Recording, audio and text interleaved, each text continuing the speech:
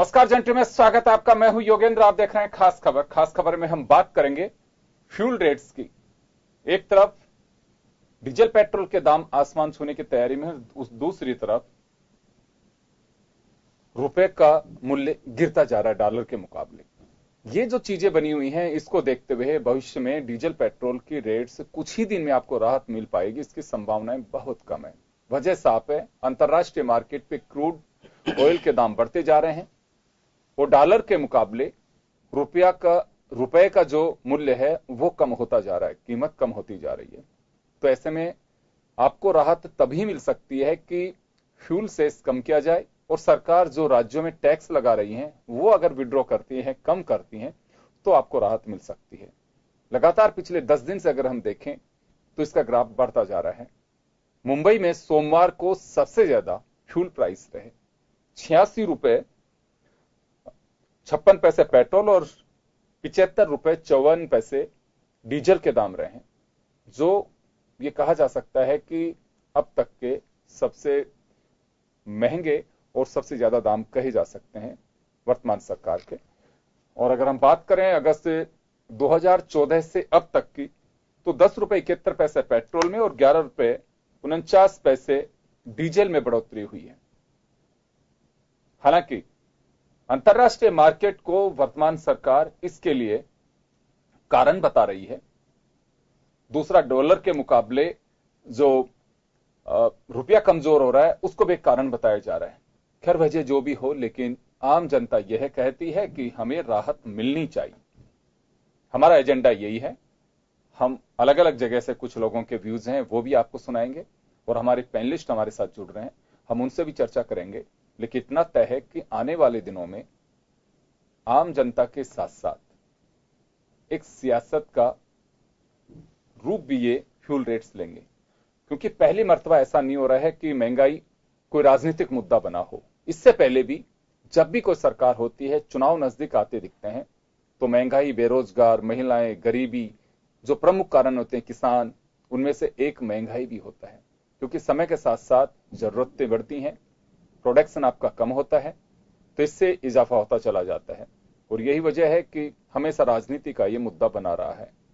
लेकिन राजनीति का मुद्दा तो बना रहे, लेकिन जब वक्त आती है तो राहत कितनी मिल पाती है, यह बड़ा सवाल है कि जब हम आवाज उठाते हैं, लेकिन उसके बाद क्या जनता के आवाज को उस अंजाम तक पहुंचाने की कोशिश करते हैं। जब हम प्रतिपक्ष में होते हैं तो उस आवाज को उठाने की पूरी कोशिश करते हैं, और जब हम सत्ता की कुर्सी पर बैठे होते हैं तो क्या वास्तव में वो राहत की आवाज जो आपकी तरफ देखती है वो उठ पाती है, ये बड़ा सवाल है। चलिए, पूनम चंद जी भंडारी हमारे साथ हैं, आम आदमी पार्टी नेता। कृष्ण कुमार हरिद्वाल जी हमारे साथ हैं, कांग्रेस के नेता। पूनम जी, मैं आपसे जानना चाहूंगा कि जो स्थितियां बनी हुई हैं फ्यूल रेट्स की, ये अंतरराष्ट्रीय मार्केट को वजह बताई जा रही है वर्तमान सरकार की ओर से, तो क्या मान लेना चाहिए हमें? देखिए, कांग्रेस के टाइम में भी $145 प्रति बैरल रेट थी। आज तो उससे बहुत कम है। जब 145 रुपये प्रति डॉलर थी तो पेट्रोल करीबन 60 रुपए के आसपास पेट्रोल था उस टाइम। ये तो सवाल ये, उस टाइम जब पेट्रोल था और डॉलर की रेट ये थी, तो आज तो डॉलर की रेट जो है, डॉलर भी ज्यादा गिरा, डॉलर से 58 था, आज डॉलर 70 क्रॉस कर रही है। और जब 145 डॉलर के बैरल की रेट थी उस टाइम, आज क्या है, मेरे ख्याल 70-80 के आसपास ये है। जब 25-30 के आसपास पहुंच गया था, तो फिर भारतीय जनता पार्टी ने पेट्रोल डीजल के दाम कम क्यों नहीं किए? उस टाइम क्या भाषण दे रही थी सुषमा स्वराज लोकसभा के अंदर कि अध्यक्ष जी, जैसे जैसे पेट्रोल की कीमतें बढ़ रही है, डॉलर गिर रहा है, सरकार की प्रतिष्ठा भारत की गिर रही है। और मोदी जी ने उस टाइम भाषण देते वक्त ये कहा था कि जिस तरह से रुपया गिर रहा है, प्रतिष्ठा गिर रही है। इस प्रकार की बातें किया करते थे। वो आज कहां गए? कर्नाटक चुनाव के दिन इसके समय में 20 दिन तक पेट्रोल डीजल के दाम नहीं बढ़े थे। इसका सरकार का कंट्रोल है, सरकार ही इसमें सब कुछ कर रही है। जनता को राहत देना चाहती नहीं है, चुनावी माहौल है, पैसे चाहिए इनको चुनाव के लिए, वो सारा काम किया रहा है। यात्राओं में करोड़ों रुपए खर्च किया रहा है। मोदी जी एक रैली को संबोधित करते हैं, आकर के धन्यवाद देने के लिए आते हैं और उसके अंदर 200 करोड़ रुपए खर्च करते हैं। वसुंधरा जी गौरव यात्रा निकालने पैसे खर्च कर रही हैं। तो सवाल ये है कि जनता के पैसे को क्यों आप इस तरह बर्बाद कर रहे हो। और पेट्रोल डीजल जो उस टाइम आप कहते थे, अब आपका जवाब क्या है? मोदी जी ने आज तक प्रेस कॉन्फ्रेंस करके नहीं बताया, प्रेस कॉन्फ्रेंस करने की हिम्मत नहीं कर रहे हैं। ये क्या कारण है? ये कारण तो उस टाइम थे, तब तो बड़ी बेइज्जती करते थे। तो सवाल ये है, चुनाव में जिस तरह से आपसे पैसा खर्च किया गया, जिस तरह पैसा खर्च किया जाएगा, जिस तरह से आपने 1300 करोड़ रुपए ऑफिस बना लिए, जगह जगह ऑफिस बन रहा है, पार्टी इस तरह चंदा इकट्ठा कर रही है, तो सर लोगों को तो जनता से पैसे लेंगे ना, ये बड़े लोगों से पैसे छोड़ ले रहे हैं, कॉर्पोरेट हाउस से पैसा नहीं ले रहे, ये जनता को चूसना है। तो चलिए, आपको ये लग रहा है कि बीजेपी अपने शौक पूरे कर रही है, अपने चुनाव को जीतने के जो एजेंडे में टारगेट्स को पूरा कर रही है, उसकी वजह से महंगाई बढ़ रही है? बिल्कुल, मैं बता रहा हूँ। अंतर्राष्ट्रीय मार्केट का क्या आधार है इसमें? अंतर्राष्ट्रीय मार्केट की रेट तो आज भी कम है ना उस टाइम से। उस टाइम में भी 145, मैं कह रहा हूँ उस टाइम 145 रुपए प्रति बैरल, प्रति डॉलर प्रति बैरल। हाँ, और आज तो शायद 70-80 रुपए के आसपास ही है। तो ज्यादा कहाँ बढ़ रही है मुझे बताओ, उस टाइम से कहाँ बढ़ रही है? उतना तो कर दो कम से कम। उस टाइम कांग्रेस सरकार को ये लोग उसके पीछे पड़ जाते थे। ये आज क्या हुआ मोदी जी? कहा हो, जवाब दो ना मोदी जी। लगातार निर्यात घट रहा है। मैं आपकी आवाज मनीष जी सुन रहे हैं, आयात बढ़ रहा है लगातार। मैं एक बार हरिद्वाल जी हमारे साथ, कृष्ण कुमार हरिद्वाल, कांग्रेस के सीनियर लीडर हैं। हरिद्वाल जी, आपसे जानना चाहूंगा मैं कि अभी, क्योंकि ये देखिए अनछुआ पहलू नहीं है, सरकार भी जानती है, बीजेपी भी जान रही है कि प्राइसेस बढ़ रहे हैं, इस पर जवाबदेही बनती है। लेकिन जवाब ये दिया जा रहा है कि अंतर्राष्ट्रीय मार्केट और रुपए का जो मूल्य है वो गिर रहा है। वो दो बड़े कारण हैं जिसकी वजह से फ्यूल प्राइसेस बढ़ रहे हैं। देखिए, अभी भंडारी साहब ने बहुत अच्छी बात कही कि एक बार सुषमा स्वराज ने और उनके नेताओं ने कहा था कि जैसे जैसे रुपए का मूल्य गिर रहा है, इसका मतलब सरकार का मान भी गिर रहा है, सरकार की इज्जत भी घट रही है, देश का मान भी घट रहा है। तो इस हिसाब से तो देश का मान तो कुछ रहा नहीं।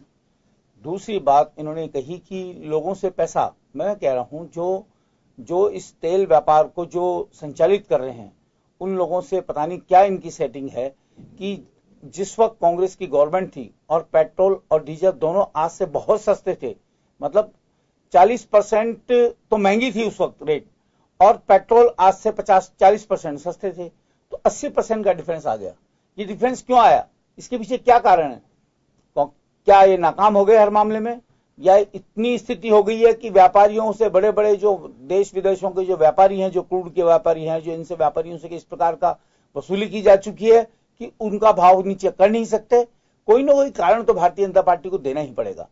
क्योंकि अगर उस वक्त के क्रूड ऑयल से अगर आज के क्रूड ऑयल की हालत अगर ठीक होती और खराब होती और महंगा होता, तो आज जनता को कह सकते थे भाई कि कांग्रेस ने, उस वक्त हमने कांग्रेस का विरोध इसलिए किया कि क्रूड की हालत बहुत खराब थी और अब उससे बदतर हालत है, अब उससे 40% अच्छी हालत है। और बीच में तो हालत हो गया था, चौथाई रेट रखी थी, 25% रखी, तो भी उस वक्त से महंगा पेट्रोल था, डीजल था। तो इसका मतलब कहीं ना इनके कहने और करने में फर्क है। और मैं समझता हूं कि ये कोई छोटा मामला नहीं है। मैं कई पेट्रोल पंप पे, आप भी देखते होंगे, आपके पत्रकार भी देखते होंगे जाके, कि जब पेट्रोल पंप पे आदमी जाता है और पेट्रोल डला के जब पैसे देने पड़ते हैं उसको 80-85 रुपए लीटर के हिसाब से, तो उसके मुंह से जो शब्द निकलते हैं, मैं समझता हूं कि वो बहुत ही बुरे होते हैं। इस दूरदर्शन पे या किसी भी टीवी चैनल पे बोलना वो शब्द ठीक नहीं है। इस प्रकार की बातें करके, और ये स्वराज संकल्प यात्रा कर रहे हैं और ये धन्यवाद यात्रा कर रहे हैं, मैं ये कहना चाहूँ, गौरव यात्रा कर रहे हैं, ये गौरव यात्रा है, ये कोई किसी काम की नहीं है। इंसान का गौरव बनाइए, इंसान की स्थिति ऐसी कीजिए कि वो अपने घर से दूसरे रिश्तेदार से मिलने जा सके, पेट्रोल डला सके। ऐसा नहीं हो कि विश्व में एक बार ऐसी स्थिति आ गई थी कि लोग थैले में नोट लेके जाया करते थे और जेल में पेट्रोल लाया करते थे।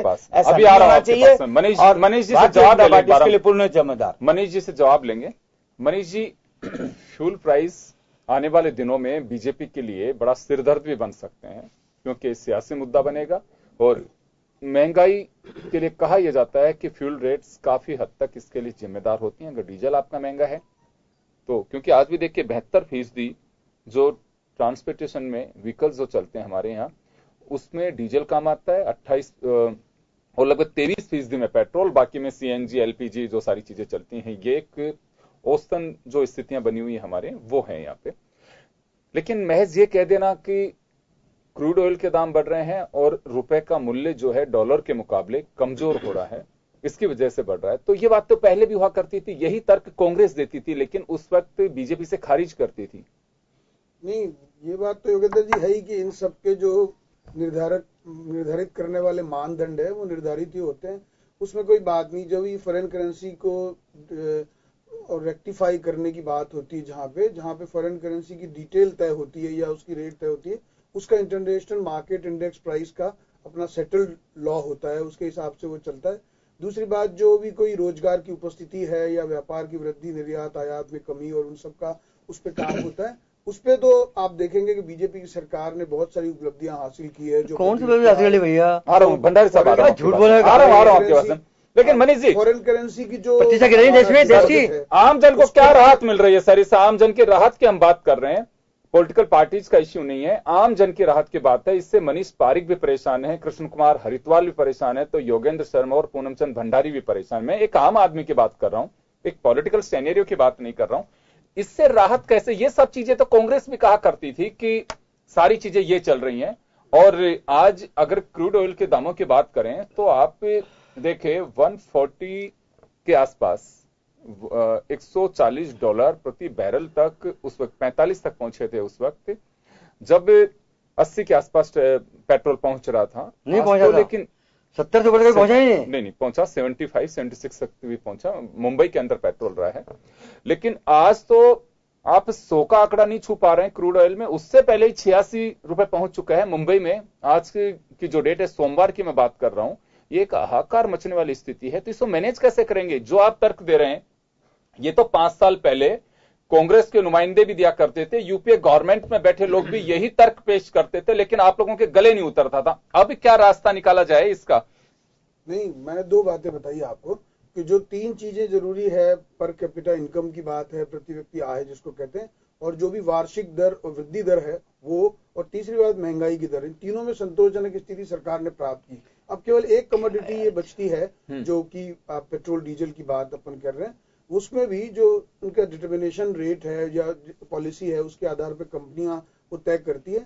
2 बातें हैं, लगातार उन वाहनों की संख्या की खरीद संख्या बढ़ी है, निरंतर उनकी परचेज में, यूज में, कंजम्पशन में बढ़ोतरी हुई है। तो ये भी आप नहीं कह सकते पड़ रहा है, उससे क्या फर्क पड़ रहा है? तो उस टाइम बढ़ती थी, उससे क्या फर्क पड़ रहा है? तो उस टाइम बढ़ती है, इससे क्या असर होगा? आम जनता की जेब को राहत कैसे क्यों करे देश को? इससे क्या फर्क पड़ रहा है? अगर इस चीज का बहुत देश की प्रतिष्ठा गिर रही है मनीष जी, तो ये माना जाता है कि उसकी डिमांड में कमी आती है। अगर आप समझ लीजिए कि बहुत ज्यादा तकलीफ दे कोई चीज होती है तो उसकी डिमांड, लेकिन अब डिमांड लगातार बढ़ रही हो ऐसी दिशा में, वो तो पहले बढ़ती थी डिमांड, पहले क्या कमी थी? कुल मिलाकर के काय को लोग घुमा कर रहे हैं? भंडारी साहब, मैं आ रहा हूं आपके पास, घुमा कर रहे हैं मनीष जी।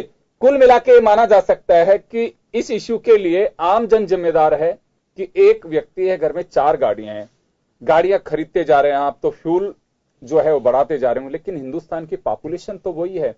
वो अगर 4 गाड़ी अगर घर में है, अगर उसको कहीं जाना है तो ना। वो बात ये भी है कि भाई देखिए, मुख्यमंत्री की तरह टारगेट तो चलेगा नहीं उसके साथ में। आपकी मोबाइल बिल में लगातार, अरे प्रतिशत गिरेगी, 1000 रुपए कम हो गए मनीष जी, प्रतिशत गिर रही देश की, पेट्रोल पर बढ़ गए तो उस पर फर्क कितना? मनीष जी, प्रतिशत गिर रही है, आप समझिए, ये प्रतिशत गिर रही देश की, बकौल पीएम। लॉजिकल है नहीं, कोई आधार है नहीं, पूछते नहीं इनको कोई। उसका आधार क्या नहीं? आप कौन सा आधार था? बड़ी बात यह है, जब 71 रुपए की भाव से 81 रुपए हुआ, आप समझिए कितने रुपए का फर्क पड़ता है? 300 रुपए का।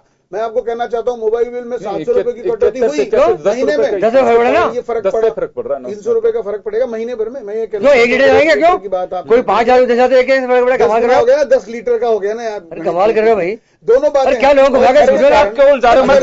कमाल कर रहे हैं अभी? सब्जी, मैं मनीष जी सिर्फ इतने से बात जानना चाह रहा हूँ, आप जो बयान दे रहे हैं इससे आप संतुष्ट हैं? पब्लिक को सीधा मतलब यह है कि जब क्रूड ऑयल रेट की डाउन करो तो अच्छी बात, नहीं तो सब बेकार। ये लॉजिकल बात है। नहीं, लॉजिकल बात ही है मनीष जी। मनीष जी बताइए, कांग्रेस का जवाब आपसे अलग था उस वक्त? मनीष जी एक बात अलग था, नहीं क्या लगता है मुझे बता दीजिए, मैं सुन रहा हूँ आपको। प्रधानमंत्री प्रधानमंत्री जो उस वक्त मुख्यमंत्री जी आपको बयान सुनाऊं, क्या कह रहे हैं? 11.2% तक वृद्धि दर चली गई महंगाई की, आज 5% है। अरे क्या की 5% बेकार की बातें करते हैं? आंकड़ों का खेल मत खेलिए, करके कहते थे आंकड़ों का खेल मत खेलिए। यार बढ़िए, क्या कमाल कर दिया। और इतनी महंगाई बढ़ गई थी उस समय, महंगाई तो बढ़ी है। मनीष जी आप पहले आप ही कहा था, मनीष जी मोदी जी ने कहा था, 5% मोदी ने कहा था, तो इसका उस वक्त फूड प्रोडक्ट्स की स्थिति क्या थी? केवल अकेला एक कमोडिटी को लेकर ये चिल्ला रहे हैं, इसका कारण ये है कि इनके पास और बोलने को नहीं कोई बात। अरे क्या बोलने को नहीं है, देश को बर्बाद कर दिया आपने। एक मेरा छोटा सा सवाल है मनीष जी, इनकी बात छोड़ दीजिए, दोनों को जवाब दे नहीं दे आपकी मर्जी है, सवाल ये कर सकते हैं।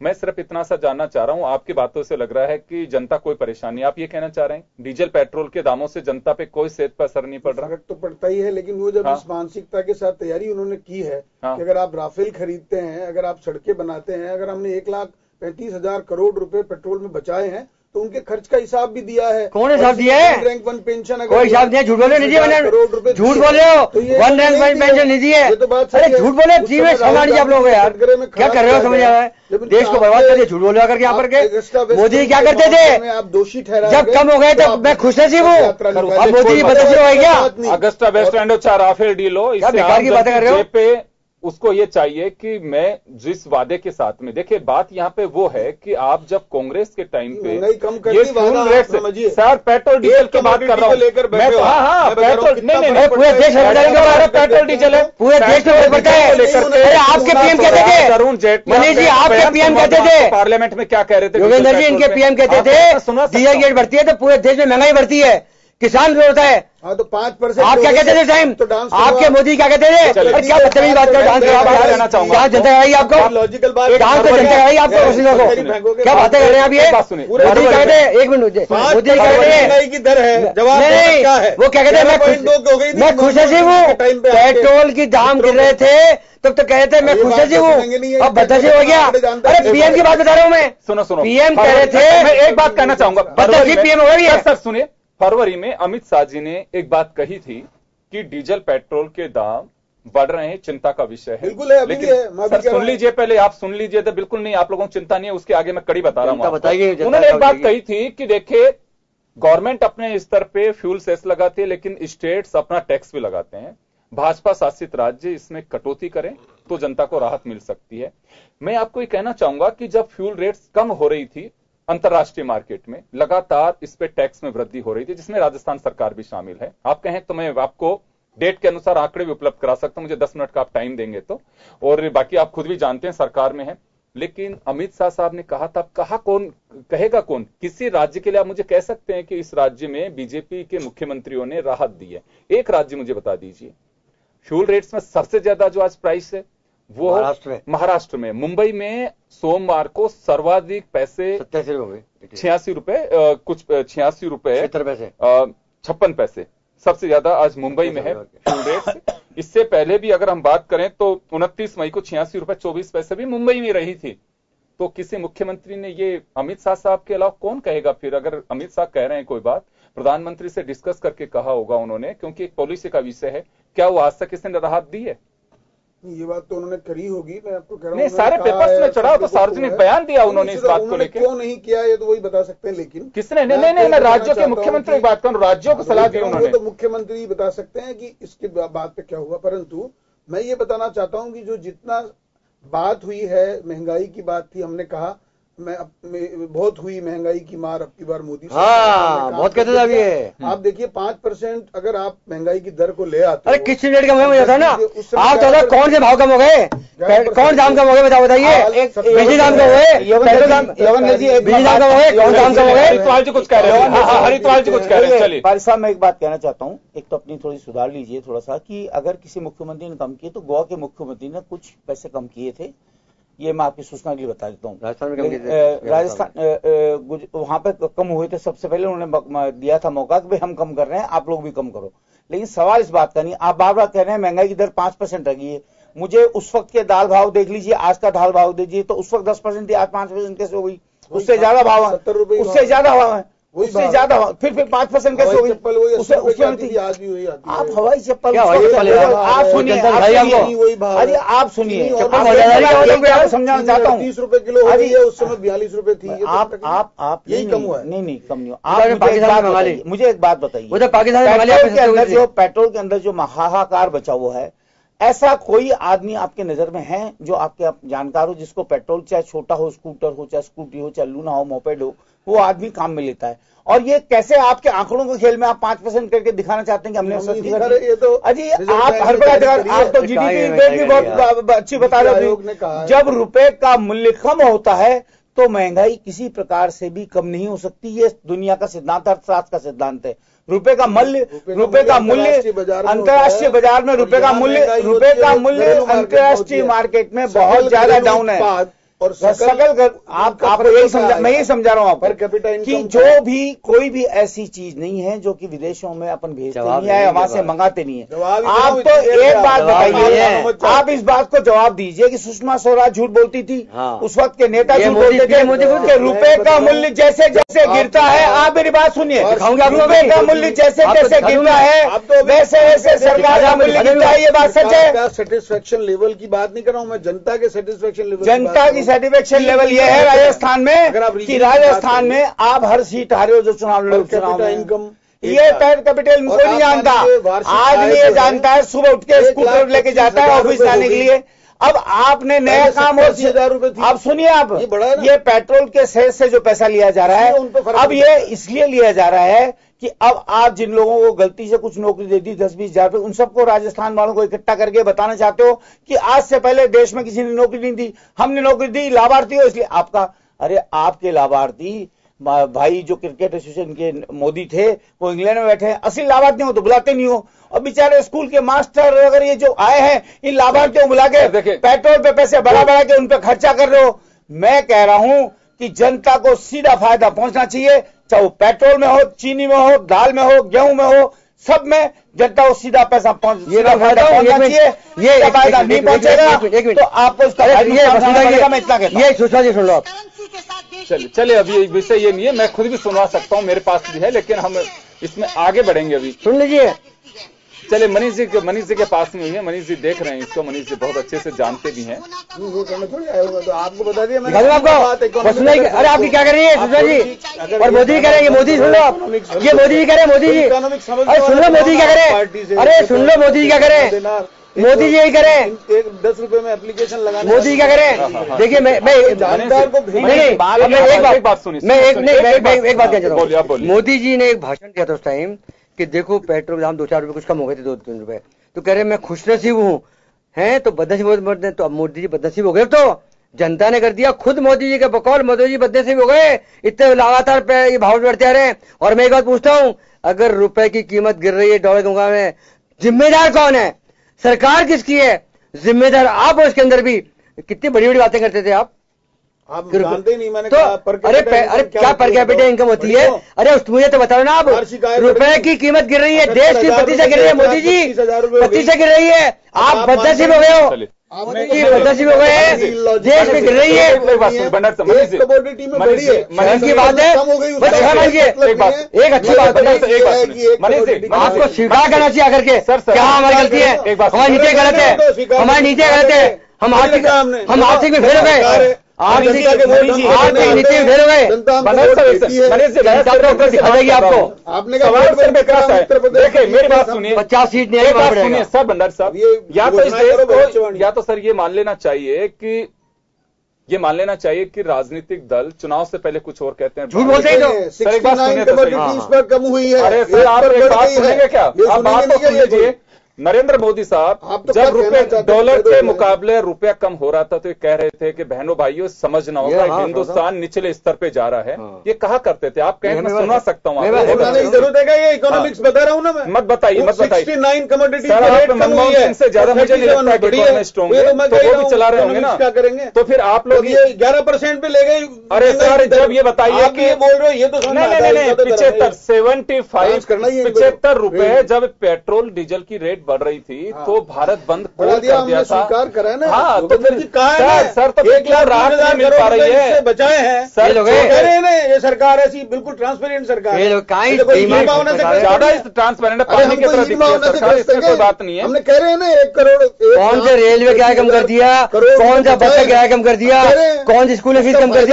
अरे आप बताइए ना, अरे आप बताइए ना मनीष जी, बताइए आपने कौन सा रेल क्या कम कर दिया, कौन सा बस क्या कम कर दिया आपने, हवाई जहाज का क्या कम किया आपने? मानते हैं बात को, हवाई जहाज क्या कम किया है? अरे आप जवाब दो मेरे को, जवाब दो, विधायक नहीं, जवाब दो। आप बिजली दाम कम किया आपने, बिजली दाम कम किए, पानी दाम कम किए, पानी दाम कम किए, बिजली दाम कम करिए, रेलवे कम किया, बस किराया कम किया आपने, मान लीजिए। मनीष जी एटलीस्ट मेरे को बड़ी तकलीफ है कि बीजेपी का कोई नेता अगर ये बात कहे कि आपके एक विधायक नहीं और दो विधायक नहीं है, सुन लीजिए। अरे सर सुन लीजिए, आपका बड़प्पन मत बोलिए आप। मेरा बड़प्पन नहीं सर, ये बात ही नहीं, जनता की बात करने सर ओछी मानसिकता है, बीजेपी मानसिकता नहीं है।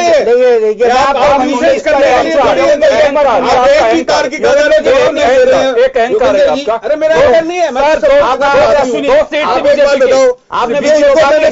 आर्थिक आंकड़े की बात आप ये नहीं कह सकते। एक बार जानते नहीं, वो मानते नहीं है, फिर मानने को तैयार नहीं है। आप IMF क्या होता है ये मानते ही नहीं। आप मानते हैं, दो सीट आपकी बीजेपी की सरकार बनी है, वो संघर्ष है। आप ये मत इतिहास को मत भूलिए, आप इतिहास को मत भूलिए, संघर्ष से बने आप लोग भी। बता रहे हो, वो न्यूसेंस थोड़ी होनी चाहिए। आप एक जवाब नहीं दे रहे, ये सीधा नहीं, ये परिचय नहीं दे पा रहे, आप परिभाषा को नहीं समझ रहे, आप मानने को तैयार नहीं है, और आप इनके बाद से क्योंकि आपको विरोध करना, ये क्या बात हुई? नॉट लॉजिकल बात पे। तो आपके हमें कैसे मिला देंगे? IMF ने आंकड़े दिए ना, हमें कैसे मिलाएंगे? तो आप कहां से आंकड़ों का जवाब दे रहे हैं? जवाब है कि 14 रुपए 11% का बताए ना, 14 रुपए बता देना एक बार। 14 रुपए। अरे इनको बताओ ना, कौन है? आपको जवाब दे दो मेरे को इसका। में रेट कम हो गई, आप मानने को तैयार ही नहीं हो। अमित मैंने कहा कि हल्के में ले रहे हैं, आपके मुख्यमंत्री हैं और 500 रुपए लग रहे हैं तो 1000 रुपए उसकी बचत हो रही है। असर नहीं है। आप तो एक सवाल का जवाब दे मेरे मानने को तैयार नहीं है कि आपकी पार्टी अध्यक्ष को इतना हल्के में ले रहे हैं। आपकी पार्टी अध्यक्ष मोदी जी पर पत्थर फेंकने हैं तो मैं आपके पार्टी अध्यक्ष को मुख्यमंत्री इतने हल्के में लेते हैं क्या? आदमी बता रहे एक छोटे से ब्रेक के लिए रुकूंगा और मनीष पारेख अगर जवाब दे पाएंगे तो बता देंगे कि तब से जवाब दे रहा हूं, आप नहीं मान रहे। बातों को इतने हल्के में ले पा रहे हैं क्या?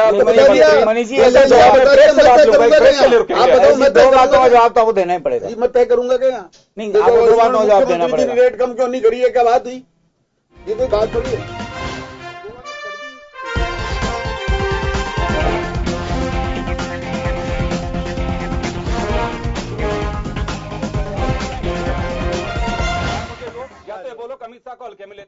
धुएं की घुटन भरी महिलाओं की ये तस्वीरें अब धीरे धीरे गुजरे जमाने की बात बनती जा रही हैं। प्रधानमंत्री उज्ज्वला योजना, जिसमें स्वस्थ जीवन के लिए महिलाओं को मिल रहा है स्वच्छ ईंधन यानी LPG कनेक्शन। सीताबाई, उर्मिला और मंजू जैसी BPL, SC, ST, PMAY, Antyodaya, आदिवासी और विशेष पिछड़ा वर्ग की 32 लाख से ज्यादा महिलाओं के परिवारों में आज खाने के साथ धुआं नहीं, खुशियां फैल रही हैं और मिल रहा है खोया आत्मसम्मान। जब मैं चूल्हे पे खाना बनाती थी पहले, जब मेरे आंखों में जलन होती थी और धुओं से आंखों में पानी आने लग जाता था और पूरे घर में धुएं हो जाती थी, मेरे बच्चे भी बहुत परेशान रहते थे।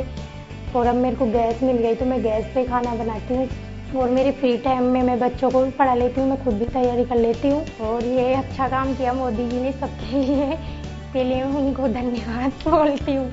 आपकी हर बात से है हमें सरोकार। प्रधानमंत्री उज्ज्वला योजना, आपकी सरकार, राजस्थान सरकार।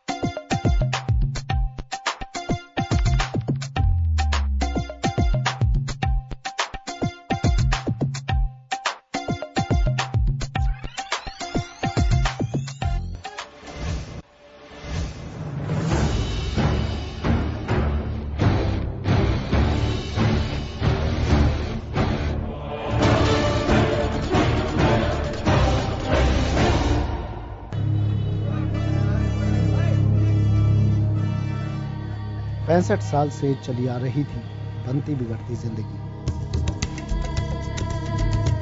कुछ झूठे वादे चला रहे थे देश।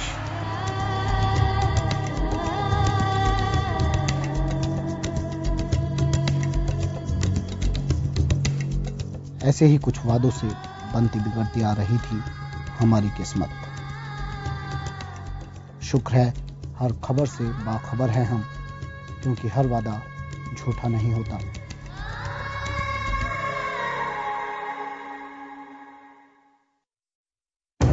जिंदगी का हर पहलू दिखाता है जन टीवी।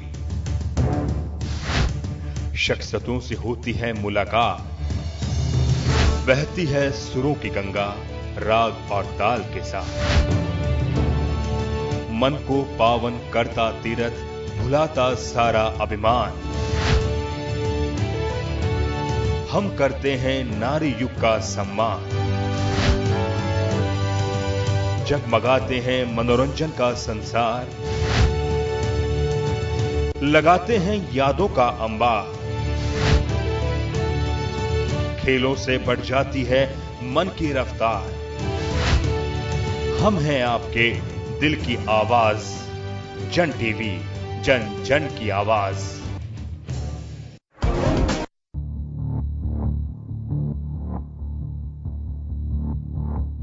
खबर जो कभी बताती है सच तो कभी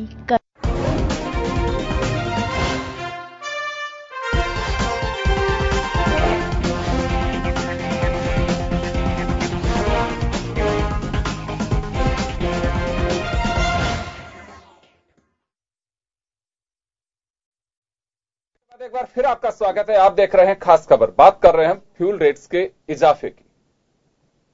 खैर चलिए, 4 अलग अलग जगह से हमने लोगों को सेलेक्ट किया, जिनमें से पूछा कि फ्यूल रेट्स जो ऑन स्पॉट से वो क्या कहते हैं, जरा सुनिए। फिर उसके बाद हम पैनलिस्ट से वापस लौटते हैं जिनसे चर्चा करेंगे। पेट्रोल के दाम इतने दिन ब दिन बढ़ते जा रहे हैं, ये सही संकेत नहीं है और इससे आम आदमी को और महंगाई का बढ़ने का बहुत बड़ा कारण ये साबित होगा। और जो सरकार ने पुराने वादे किए थे उस वादे अनुसार तो कुछ भी कंट्रोल नहीं हो रहा है और सब चीजें कंट्रोल के बाहर ही होती जा रही हैं। बीजेपी सरकार कोई कम नहीं करती, ना कांग्रेस सरकार करती है।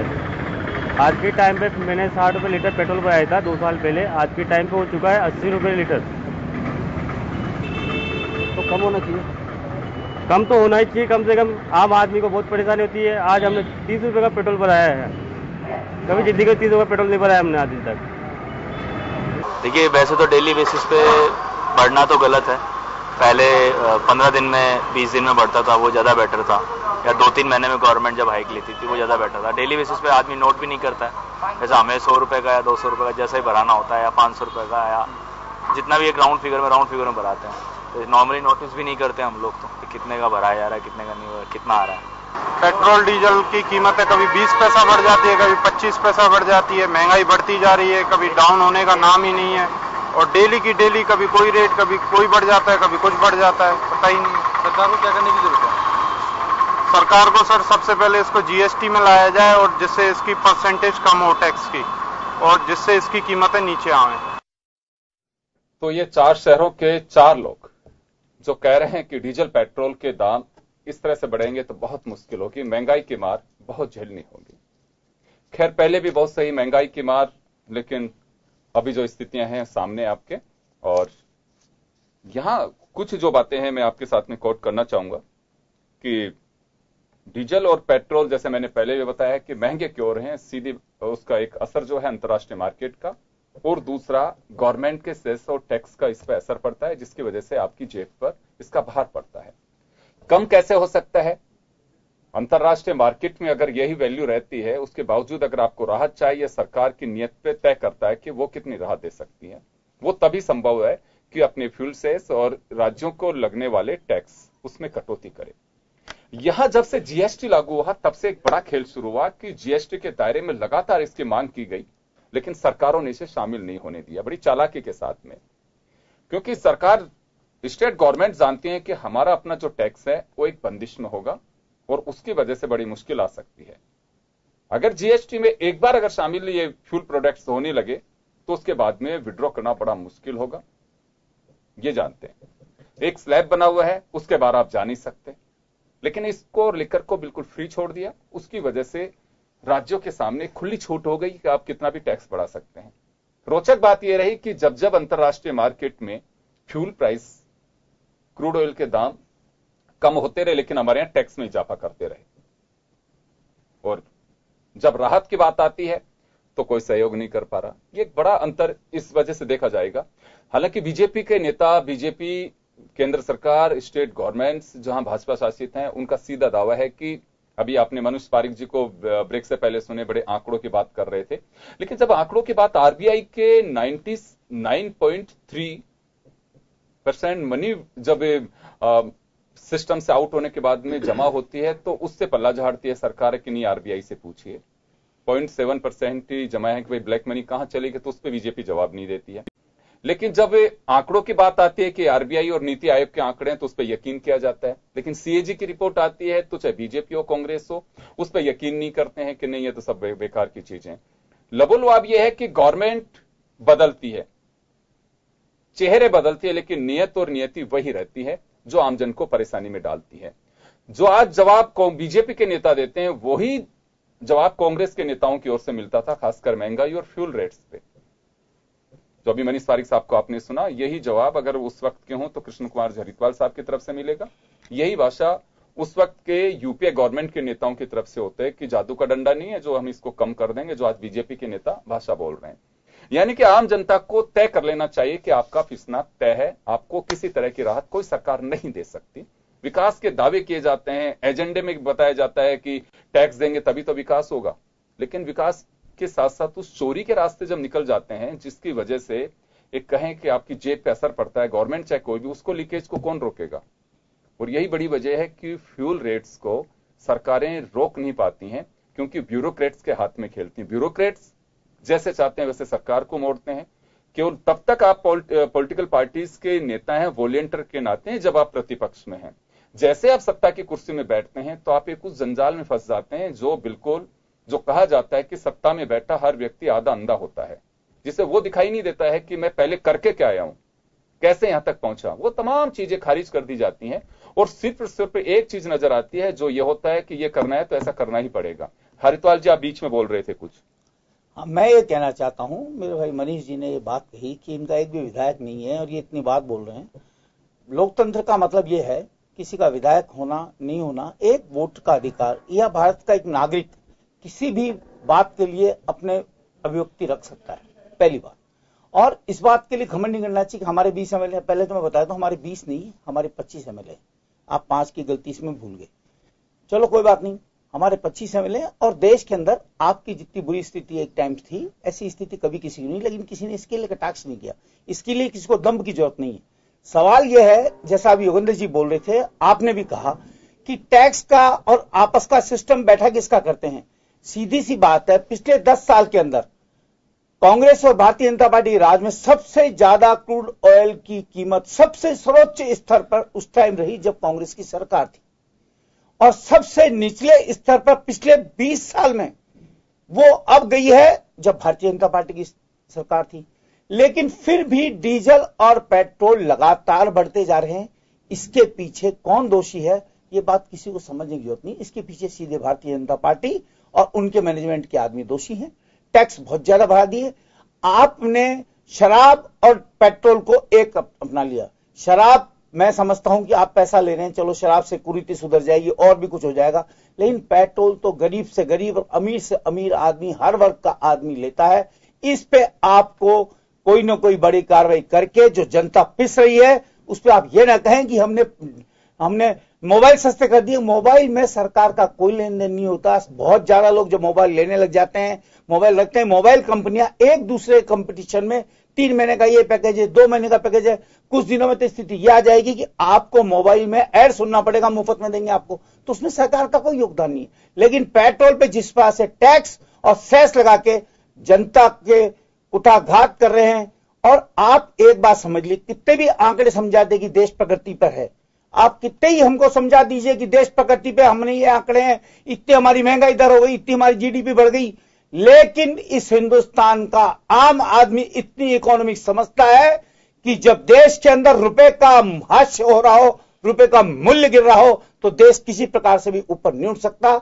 और आपके कथन है कि देश में जब रुपया गिरता है तो इसका मतलब राजनीतिक का स्तर गिर रहा है, राजनेताओं का स्तर गिर रहा है, सरकार का अलग कम हो रहा है। इस बात को आपको मानना पड़ेगा और किसी प्रकार के भी आंकड़े आपकी जब तक नहीं स्वीकारे जाएंगे जब तक कि जनता की मूलभूत सुविधाएं पूरी नहीं होगी। बिजली महंगी, पानी महंगी, पेट्रोल महंगा, जो मूलभूत ट्रांसपोर्ट महंगा। आपने कह रहे हैं कि हवाई जहाज में हमने कम कर दिया। मैं तो एक बात जानना चाहता हूं हरिद्वार जी, आप लोग भी सत्ता में रहे हैं, एक एक्सपीरियंस आप लोगों का भी है, कम कैसे हो सकता है? उस वक्त आप लोगों का भी देखिए, मैंने कहा ना कि जवाब यही होता था। अब तो आप लोगों के भी आप कम कैसे हो सकता है? मैं आपको बताता हूं, सुझाव तो दीजिए। जब 146 रुपए बैरल डॉलर प्रति डॉलर वो था, जब भी 70 से 72 73 रुपए तक डीजल और पेट्रोल दिया है। जब आज 80 रुपए, बीच में तो 35 रुपए आ गया था, जब भी सस्ता नहीं हुआ, जब पेट्रोल का भाव 20 रुपए हो जाना चाहिए, जब भी सस्ता नहीं हुआ, तो ये किसकी जिम्मेदारी है? ये किसकी नाकामी है? आप कह रहे हैं हम पैसे इकट्ठे कर रहे हैं, तो आप ये बोलिए कि व्यापार करना है, आप जनता को भला पहुंचाना नहीं आए, आप व्यापार करने। कांग्रेस में मनमोहन सिंह जी ने इकोनॉमिक्स को इतना ढंग से किया कि इतने हाईएस्ट मूल्य पे होने के बाद जब स्थिति आ गई, रिलायंस वगैरह अपने पेट्रोल पंप बन के भाग गए, तो भी जनता को संभाला और जनता को एक ठीक सी कीमत पर उन्होंने पेट्रोल और डीजल दिया। इसका प्रभाव पड़ा, लेकिन आज जनता समझ चुकी है कि जनता तो अखबार सब पढ़ता है, आपका टीवी सब देखते हैं, जनता अखबार भी पढ़ती है। जनता ये जान चुकी है कि हमारे पैसे का, अब ये पैसे इकट्ठा करके किसमें दे रहे हैं, किसको पेंशन दे रहे हैं, इससे कोई मतलब नहीं। हर आदमी को अपने पैसे की सुरक्षा की चिंता है। आप किसी से पैसा छीन नहीं सकते। जिस भाव में सामान ले रहे हैं उस भाव में कुछ मामूली सा टैक्स गवर्नमेंट के लिए लेके आपको जनता को देना पड़ेगा।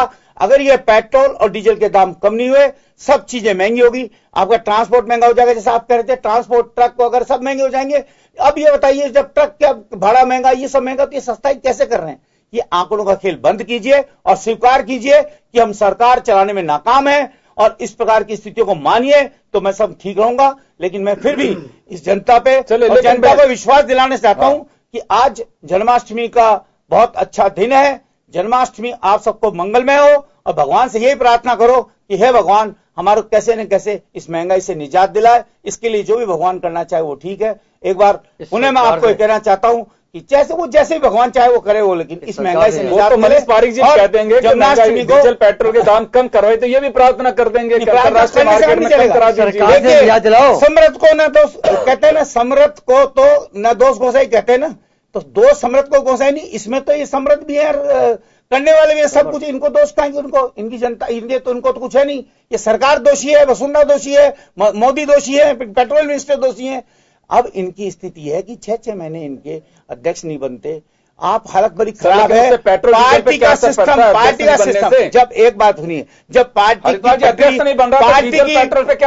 की पटरी, जब रेल की पटरी से उतर जाती है तो रेल पे तो असर पड़ता है, अगले स्टेशन पे बैठे लोगों पे भी असर पड़ता है। चलिए मैं आपके पास आना चाहूंगा भंडारी जी।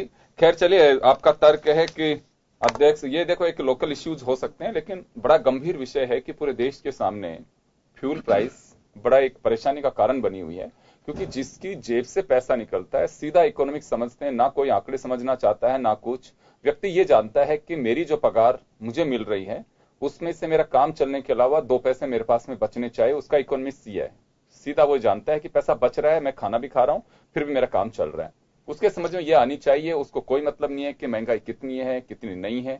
उसके अगर पैसा नहीं बच रहा तो सीधा उसको मैसेज जाता है कि इसका मतलब कहीं मार्केट में गड़बड़ है, मेरा पैसा बच नहीं पा रहा है। 6,000 रुपए, 10,000 रुपए, 1 लाख रुपए, जिसकी जैसी सैलरी होती है खर्चे उसी तरह से बढ़ाते हैं। ये सीधा इकोनॉमिक्स। एक आम आदमी जो है, जिसमें से हम कहें कि आंकड़ों में उलझने वाले मुश्किल से 1-8% होते हैं जो आंकड़ों के गणित को समझते हो। आज अगर शेयर मार्केट का अगर कोई उदाहरण देखा कि साहब शेयर मार्केट देख कहां जाइए, शेयर मार्केट में 24 से 27 जो प्रोडक्ट्स हैं या कंपनियां हैं वो इजाफा कर रहे हैं, बाकी सारी धराशायी हैं। केवल वही मार्केट को अप एंड डाउन कर रही हैं, बाकी तो सारी चीजें सबके सामने, इंडेक्स रोज आता है कि कौन कहां जा रहा है। देखिए योगेंद्र जी, आंकड़ों से जनता को फर्क नहीं पड़ता। जनता को फर्क पड़ता है उसकी जेब में कोई पैसा आया, कुछ बचत हुई, कोई महंगाई, कोई पानी दाम कम हुए, कोई बिजली दाम कम हुए, इस पर कोई कम समझ आता है। एक्साइज ड्यूटी इनको कम करनी चाहिए। सबसे पेट्रोल की रेट और डीजल की रेट बढ़ती है एक्साइज ड्यूटी से। मुझे आज भी उनका बाबा रामदेव का वो इंटरव्यू ध्यान आ रहा है, आपके अदालत के अंदर बैठ कह रहे थे बच्चों को 35 लीटर रुपए पेट्रोल चाहिए या 80 रुपए चाहिए? 35 रुपए, सरकार उसकी बनेगी? हाँ उसकी बनेगी। और ये कहा था उन्होंने उस टाइम राजेश शर्मा से, इतना अरसा तो हम भी जानते हैं मोदी जी। तो मैं पूछा मोदी जी कहाँ गए बाबा रामदेव, कहाँ गए आप जो कह रहे प्रतिष्ठा गिर रही लगातार, कहाँ गए आपका भाषण कि मैं खुश नसीब हूँ, अब आप बदनसीब हो गए क्या मोदी जी? लेकिन मोदी जी तो कह सकते हैं, बाबा रामदेव की तो नहीं कह सकते। बाबा रामदेव के तो उसमें एजेंडे भी नहीं थे ना कि पूरी चीजें बाबा मिलकर बाबा भी उनके आदमी है, सारे बाबा ही सारे उनके ही और है क्या सही है। मैं तो ये कहना चाहता हूँ कि एक्साइज ड्यूटी कम करें और जहां ही सरकार वहां वैट कम करो, अब जनता को राहत दो। लेकिन मुझे समझ आ रहा है इनको जनता की परवाह है नहीं कि संवेदनहीन हो गई है।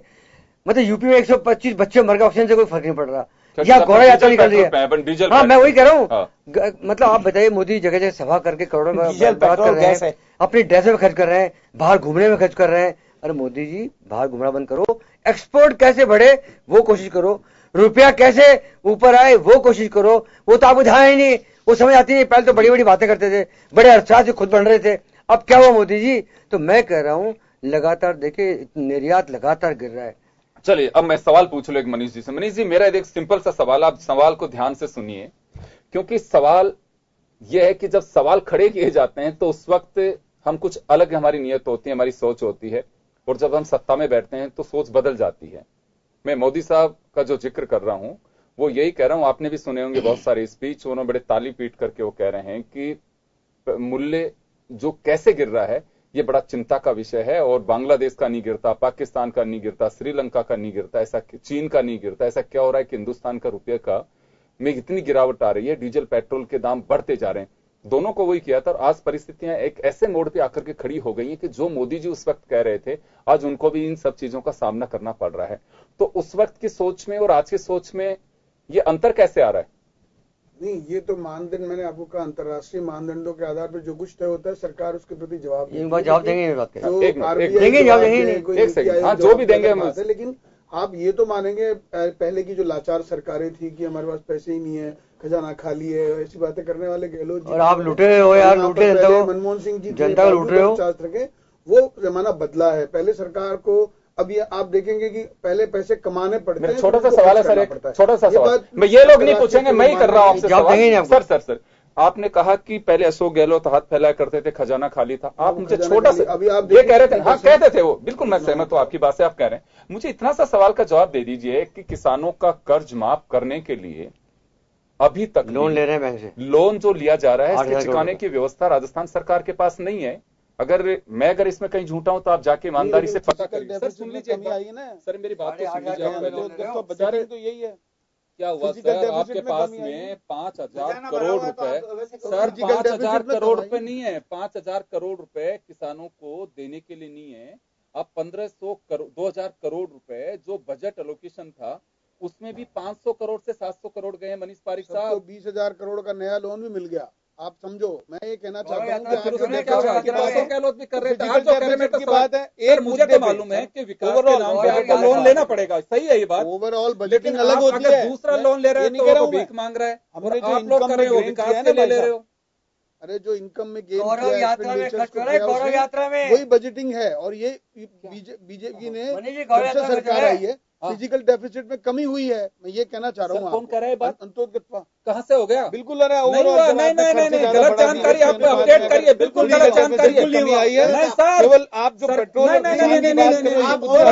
जानकारी दे रहे हैं, आप गलत जानकारी है, आप अपडेट बता रहा हूँ। 7% की कमी आई है फिजिकल डेफिसिट में, और वो जो 7% की कमी आई उसमें 16% की योजना बढ़ा दी है। योजना का योजना बढ़ा के 7% की बढ़ोतरी, 2% खजाना, सरकारी खजाना डेफिसिट तो होता ही ऐसा है। बिल्कुल नहीं हुआ, घाटा बढ़ा है, मदों में बढ़ा रहे हैं। मेरी बात समझिए, घाटा बढ़ा है, हम घाटा छोड़ गए तो उससे बहुत बढ़ाएगा। तो मदों में भी तो बात करोगे ना, जब एक्सपेंडिचर बढ़ाने के बाद बोलिए घाटा बढ़ाए, लेकिन हमने काम भी बढ़ा दी। 9% के काम बढ़ाए, घाटा 7% का बढ़ा, 2% का फर्क पड़ा ना। ये कह रहा हूँ, और हमने फिर भी रोना नहीं रोया कि कोई हमारा खजाना खाली है। सारी योजना दी, योजना दी जनता को, मकान दे दिए, शौचालय दे दिए, जनता को बिजली फ्री में दे दी है, जनता को कृषि कनेक्शन, अरे 3.5 लाख कृषि कनेक्शन दे दिए, 3.5 लाख कृषि कनेक्शन और 50,000 रुपए किसान की कम कर दिए। आपने कभी देखे भी देखा? 10,000 रुपए का कर्जा घटाया था एक बार, अब 50,000 कर्जा खत्म कर दिया किसान का। अब बात झूठ क्या होता है? आप जवाब दो। अब ये बताओ, ये कोई रिलायबल आदमी के बताओ आप। 50,000 रुपए नहीं कम किए क्या? ऐसा पहली बार हुआ है ना? 50,000 रुपए कम कर दिए किसान के, ऋण माफ कर दिया ना कोऑपरेटिव। अरे हाँ बताओ ना, हाँ अब ये मानते हैं। मैं आपको यही कह रहा हूँ, मोस्ट अनरिलायबल आदमी है, जो मानते तो है नहीं और अपनी कोऑपरेटिव बैंक बयानों के बिहाने गाने जो कह रहे हैं, बयानों के बिहाने गाने नहीं हुआ है कर्जा माफ, राष्ट्रीयकृत बैंकों का कर्जा माफ नहीं हुआ है। वो किसान क्रेडिट कार्ड में अवसर होता है।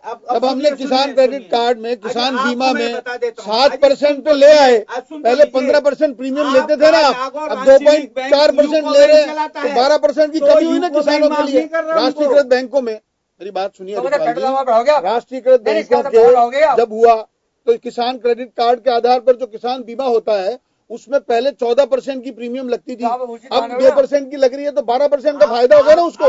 राष्ट्रीयकृत बैंकों में जब ये फायदा हुआ इसलिए उनकी योजना नहीं कम करी, ये तो नियम ही है और इसके पीछे भी लॉजिक है, ऐसा नहीं है। आप जब राष्ट्रीयकृत बैंकों, इसको नीति आयोग ने माना है कि आप अगर आप ये कर रहे हैं तो इससे कोई फर्क नहीं पड़ता। अंतोगत्वा किसकी है? भारत सरकार की है, वो तो सरकार तो बीजेपी और कांग्रेस की नहीं होती नीति आयोग। अब आरबीआई का गवर्नर बीजेपी का है क्या? आप तो हर चीज को बदल और कमीशन वो आप निर्वाचन कमीशन बीजेपी का है, कमाल है। मतलब ये तो संस्था कहते हैं, भामाशाह में जोड़ दिया। नहीं, वो राहुल गांधी जी सड़क पे खड़े इस समय थोड़ी है कि सभी लोग बदल गए, वहाँ सड़क पे आ गई सरकार, ऐसा नहीं है। सरकार तो सरकार होती है। नाम बदलने का काम किया है। अरे नाम से अलग बात है भाई साहब, लेकिन जो ऑफिसर वहाँ लगे हुए हैं वो तो सरकार के है ना। ये 20,000 करोड़ का जो खर्चा पकड़ा है, ये भामाशाह योजना का, इसका क्या उचित था? आधार कार्ड आपका वैसे रजिस्टर्ड था, आधार कार्ड ये अपनी सरकार का, हर सरकार का अपना एक एजेंडा होता है। कहिए कि अशोक गहलोत सरकार कंगला नहीं, उन्होंने कहा था खजाना खाली है, ऐसे कहा था उन्होंने, इसलिए कह रहा हूँ मैं, तो हमने तो कभी नहीं कहा। माननीय वसुंधरा जी ने कभी भी उच्चारित नहीं किया। एक सेकंड, और हमेशा मनीष जी, कुशल वित्तीय प्रबंधन से राजस्थान सरकार को आगे बढ़ाया। सर, अशोक गहलोत तब बोले थे जब सरकार चली गई थी 2008 में, उनको सरकार मिली, तभी कहा था कि खजाना खाली छोड़ के गए। यही बात कह रहे हैं ना आप? अशोक गहलोत ने कहा था, वसुंधरा जी नहीं कहे थे। वसुंधरा जी का अब समय सर बताओ, बिजली कंपनी ने 1,10,000 करोड़ का घाटा देके गई, अकेली बिजली कंपनी। मैं ये कहना चाह रहा हूँ, ये तो हमारे टाइम में थोड़ी हुआ है। अभी 60,000 करोड़ था, 30,000 का, 50,000 करोड़ आपका बढ़ गया उसमें। अरे फर्दर फर्निशिंग था 30,000 का, तो रेट नहीं घटाई ना, और बिजली की आपूर्ति बढ़ा दी। अब बिजली को खत्म कर दी, आपूर्ति बढ़ा दी। बिजली में बहुत सारी चीजें। फिलहाल बात यह है कि अशोक गहलोत ने जब सरकार संभाली तो उन्होंने कहा कि हमारे पास खजाना खाली है। इसका मतलब यह है जो पिछली सरकार गई है वो कुछ नहीं छोड़ के गई, योजनाएं करी। अब मैं आपको बताता हूँ, जब माननीय वसुंधरा जी की ये सरकार बनी, जब भी स्थिति ये थी, और उस समय 1,70,000 करोड़ तक का घाटा इसमें आया। मैं पेट्रोल डीजल पे आना 36 लाख करोड़ ये अलग विषय है। देखिए ये अपने अपने दावे है, लेकिन वही 54 गोल है, और अभी पहले भी गोल थी और आज भी गोल ही है। कितनी घिसते रहे उसको गोली रहेगी। वही अशोक गहलोत जी जब छोड़ के गए थे तो पहले बजट के अंदर वसुंधरा जी ने कहा था कि खजाने की स्थिति ये है, और अगर सरकार बदलती है, हर मुख्यमंत्री का यही हाल है।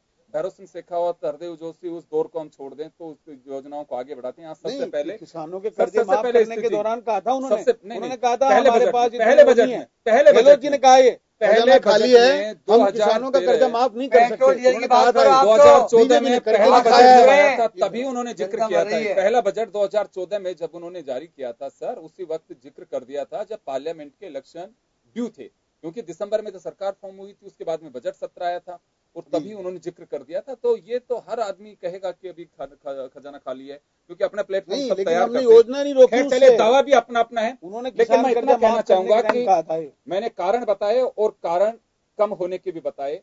कारण अंतरराष्ट्रीय मार्केट है जो आपके हाथ में नहीं है। आपके हाथ में यह है कि आप फ्यूल सेस कम कर सकते हैं, राज्यों को आप कह करके टैक्स को कम करा सकते हैं, तब आपकी जेब पे असर कम पड़ सकता है। अदरवाइज सारी चीजें वही रहेंगी, तो अंतर कोई बहुत ज्यादा नहीं है। पहले सरकार का बचाव कांग्रेस क्या करती थी, आज बीजेपी कर रही है, बस अंतर इतना सा ही है, कोई ज्यादा फर्क नहीं है। आम आदमी के समझ में वही आता है कि मुझे कम पैसे में उचित चीज मिलनी चाहिए। जो फिलहाल अंतर जो मैं कह रहा हूं कि 4 लोग अभी आपके सामने कह रहे थे कोटा, अजमेर, जोधपुर, जयपुर कि हमारे को कोई राहत नहीं मिल पा रही है। पेट्रोल डीजल की जो बात कर रहे हैं, विकास के दावे अपने हो सकते हैं, लेकिन आदमी की अपनी पॉकेट भी है। हर आदमी 7वें वेतन आयोग के दौर से नहीं गुजर रहा। कुछ ही लोग मेहनत कश ऐसे भी हैं कि जो प्राइवेट सेक्टर में काम करते हैं, उनकी भी पगार के बारे में सोचना चाहिए सरकार को। केवल उन्हीं की नहीं कि 7वें वेतन आयोग में लोगों के पैसे का इजाफा इतना हुआ है, लेकिन उस मजदूर वर्ग के भी तो हमें विचार करना होगा कि जो बेचारा आज बाइक लेकर के अपनी पत्नी को बैठा करके कहीं पे कंस्ट्रक्शन के काम के लिए जा रहा है, जो सोचता था कि 60 रुपए मुझे पेट्रोल मिलेगा, जो आज 80 का भरा रहा है, 85 का भरा रहा है, उसकी चिंता करनी होगी। जब भी मुझे लगता है कि चेहरे बदले नजर आएंगे। चलिए, बहुत बहुत शुक्रिया आप सभी का। खास खबर में बस इतना ही। दीजिए इजाजत, नमस्कार।